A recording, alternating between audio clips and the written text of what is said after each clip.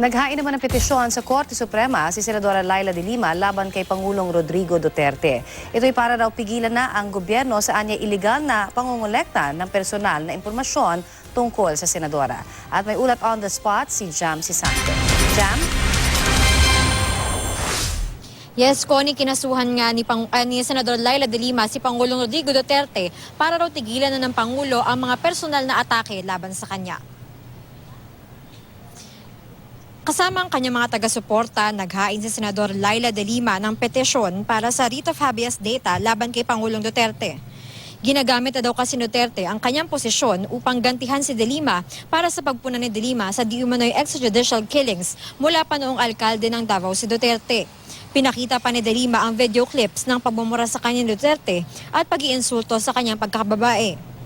Naniniwala si de Lima na bagamat may presidential immunity from suit, maaari nilang panagutin si Duterte para sa mga naging aksyon nito na hindi pasok daw sa official duties ng Pangulo. Ayon sa abogado ni de Lima na si Attorney Jose Manuel Jocno, Dean ng De La Salle College of Law, hinihiling nila sa Korte Suprema na utusan ng gobyerno na tigilan ang ilegal na pangongolekta ng personal na impormasyon ukol kay de Lima. Nais din ang kampo ni de Lima na utusan ng Korte si Duterte na tigilan na ang mga pampublikong pahayag ni Duterte na yumayurak sa kanyang pagkababae.